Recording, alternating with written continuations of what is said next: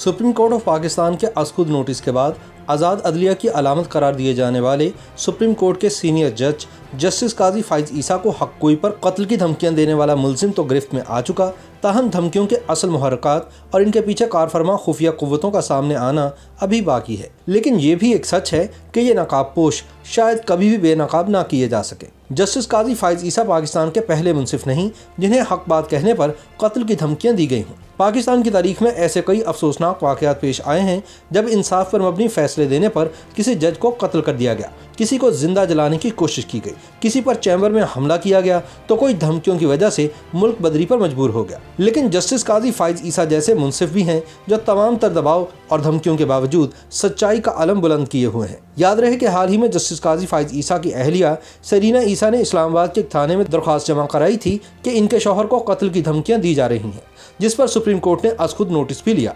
ये कोई पहला मौका नहीं कि पाकिस्तान में किसी आला अदलिया के जज को मौत की धमकी दी गई हो। माजी करीब में मुल्क के बाद मजहबी हल्के जज परवेज़ अली शाह के सिर्फ इसलिए खिलाफ हो गए थे कि इन्होंने हक़ाइक़ की बुनियाद पर पंजाब के साबिक़ गवर्नर सलमान तासीर के कातिल मुमताज़ कादरी को मौत की सज़ा सुनाई थी। जज परवेज़ अली शाह के फैसले पर पहले पहल तो तनकीद की गई, लेकिन बाद अज़ां इन्हें जान से मारने की धमकियां मिलना शुरू हो गई। हत्ता के वकाला तक ने इनके दफ्तर पर हमला करके तोड़फोड़ की। परवेज़ अली शाह को कत्ल की धमकियां मिलने लगी और इन्हें अपनी और अपने ख़ानदान की सलामती का इस कदर खतरा लाहक हुआ कि ये मुल्क छोड़कर जिला वतनी इख्तियार करने पर मजबूर हो गए। बात सिर्फ धमकियों तक महदूद नहीं बल्कि ऐसे वाक़यात भी पेश आए जिनसे पता चलता है कि परवेज़ अली शाह का खौफ बजा था, क्योंकि इससे कबल सन 1997 में लाहौर हाई कोर्ट के एक रिटायर्ड जज आसिफ इकबाल भट्टी पर हमला करके इन्हें कत्ल कर दिया गया था। इसकी वजह ये सामने आई थी कि जज साहब ने 2 ऐसे क्रिश्चियन अफराद को बरी कर दिया था जिन पर तौहीन मजहब का झूठा इल्ज़ाम लगाया गया था, और ये बात कुछ इंतहा पसंदों को पसंद नहीं आई थी। अल्लामा इकबाल के साहबजादे justice retired doctor Javed Iqbal अपनी किताब अपना गिरेबान चाक में लिखते हैं कि एक मरतबा जनरल ज़ियाउल हक ने इन्हें कॉन्फ्रेंस में तकरीर के लिए बुलाया। पहले तो जस्टिस साहब ने माजरत की कि सुप्रीम कोर्ट में बैठे एक जज की हैसियत से इस कॉन्फ्रेंस में अपने ख्यालात का इजहार नहीं कर सकता, लेकिन जनरल साहब के मजबूर करने पर मैंने तकरीर की और अपनी तकरीर के दौरान जनरल ज़ियाउल हक की इस्लामाइजेशन को तनकीद का निशाना बनाया और खुसूसन हदूद ऑर्डीनेंस पर तबसरा करते हुए कहा कि चूँकि इसके तहत सबूत के मुश्किल मायार की बिना पर किसी मुजरिम को सज़ा देना मुमकिन नहीं, लिहाजा ये कानून नुमाइशी है और हमारे ज़ाब्तों पर महज सुर्खी पाउडर लगाने के मुतरादिफ है। ऐसे कानून को नाफिज करके अहकामात इलाही का मजाक उड़ाया गया है।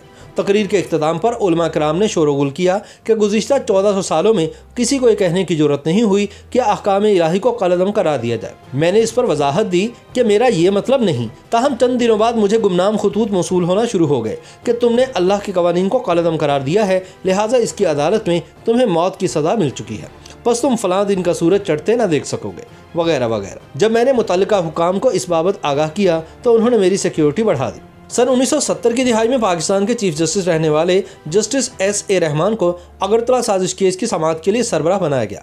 Justice S.A. रहमान ने ठोस दलाइल दिए कि ये एक पेचीदा मामला है, ज़रूरी है कि जज साहबान ढाका हाई कोर्ट से लिए जाएँ।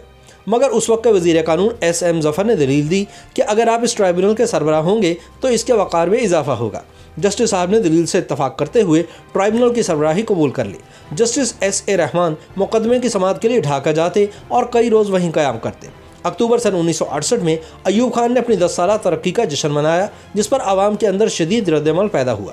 देखते ही देखते रावलपिंडी समेत पूरे मुल्क में हंगामे फूट पड़े। 17 फरवरी सन 1969 को अगरतला साजिश केस के मरकजी मुलजिम सार्जेंट ज़हूरुल हक को गोली मार दी गई। यह खबर ढाका में जंगल की आग की तरह फैल गई और मुश्तिल हजूम ने जलाओ घेराव का खून आशाम खेल शुरू कर दिया। बुलवाइयों ने वफाकी वज़ीर इत्तलात ख्वाजा शहाबुद्दीन का घर भी जला डाला और जुलूस अयूब खान के खिलाफ नारे लगाता हुआ उस रेस्ट हाउस तक जा पहुंचा जहां जस्टिस S.A. रहमान ठहरे हुए थे। जुलूस ने रेस्ट हाउस पर पेट्रोल छिड़क कर आग लगा दी।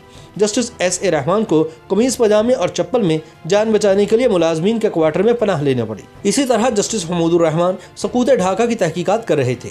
इनके साथ जो कुछ हुआ वो भी तारीख का हिस्सा है। बदकिस्मती से पाकिस्तान में सन 1958 से अदलिया के गुरूब की दास्तान शुरू होती है। अदलिया दरअसल आइन की मखलूक़ात में से है। अगर आइन ही मुअत्तल कर दिया जाए तो फिर अदलिया की बालादस्ती का भी खात्मा हो जाता है।